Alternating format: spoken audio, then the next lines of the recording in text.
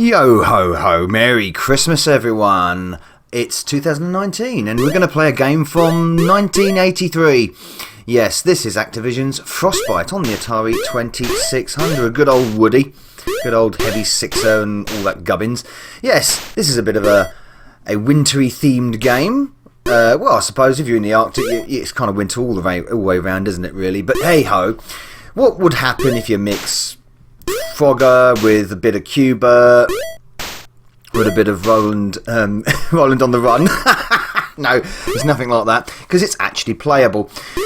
Yes, so this is Frostbite, made by Steve Cartwright for Activision on the Atari 2600 in 1983. It's a simple enough game, simply implemented, that's the words, before I suffer from frostbite, not being able to get my words out. And yes, it's quite an enjoyable little romp this is, for a little 5-minute blast. I'm against the time. In the igloo. Yeah. He says, interesting background of the horizon there with the purple, the pink and the yellow. I'm not sure what that's all about, but hey, it adds something. Oh, I'm being pushed off. Ah, you little bastard. The Arctic goose. That's what that's supposed to be, by the way, not a random bluebird. Push me off. I can eat the fish. They give me extra points. Gobble gobble. There he is. Yum yum. But all other things will kill me or push me on into the frozen wastes of the water. So yes, you jump between these platforms of ice, essentially collecting blocks of ice to build the igloo at the top before the temperature drops below 0, and then you will freeze to death. So essentially, I think it's 45 seconds in total. This is the second level. Is actually far easier than the first level and the third level. When it's the small panels of ice floating in the sea, it's actually easier to play the game. Actually, funnily enough, it's actually a lot harder like this because you can actually fall between the platforms. Oh, and there's the crab. You don't want to get in there. Get out of the way. Oh, I'm in trouble and I'm dead. I was in trouble there. I put myself in a right Arctic hole, didn't I? Yeah, so it's actually really quickly. It's a real quick game. This I like its gameplay considerably because it's nice and jumpy and quick, and you get easily into it. You know, it's not brain food. You don't have to think about it too much. Yeah, it's a lovely little chink of a game. Say simple stuff, but you know, highly addictive because you want to work out sort of the best routes to get as many blocks as possible in the quickest amount of time. And sometimes they don't all go back to white, like they did there, for instance. Yeah, and you can get some real good combos together. You can also change the direction of the platforms at the expense of a block, I believe, to do that. Yeah, if you change the direction, you actually lose a block from your igloo. And when you've got no blocks left, you can't change direction anymore. So that's a little handy little thing. It's like a trade-off.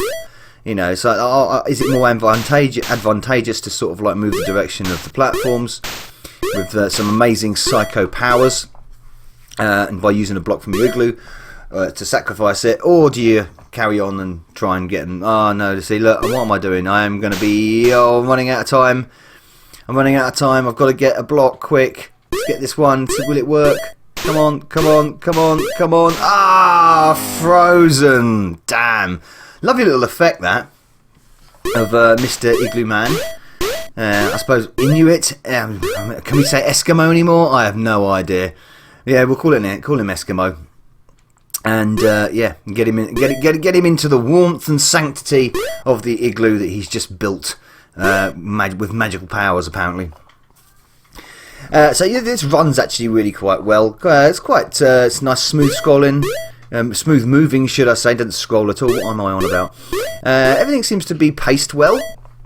It's got a nice difficulty curve. It's not too difficult to get into initially, but then obviously when the enemies start caking up a lot, it really starts to get a bit tough to sort of move around quick. It needs quick responses, and it's good on the responses. There's no real lag. I nearly put myself in the right hole there, didn't I? Right in front of the goose. My goose was almost cooked. Just jump up there, get that fish, go down there. There we go. See, they've all gone blue. I need to make. Why are they all gone blue? There we go. That's because it. What am I talking about? The bloody igloo's done. Second level. There we go. Yes, lovely little icy theme game this. I haven't got much to complain about. Obviously, it's simple Atari 2600 graphics, nice little bit of diving there, got a 7.2 for the dive into the frozen wastes. And it works well, it sounds okay, it's all blippy like the Atari 2600 is, but it's got nice little jingles here and there. Yeah, I think back in the day, 83, if you had a 2600, you'd have been quite happy with this game. It would have kept you amused for a few minutes for sure. And like I said, that has got that replayability factor that wants you to keep coming back, and it's quite addictive because you really want to get that igloo built. So there we go. On this Christmas Yuletide period, there is a wintry game for you. Frostbite on the Atari 2600. Pretty good. Good fun. Novabug, out.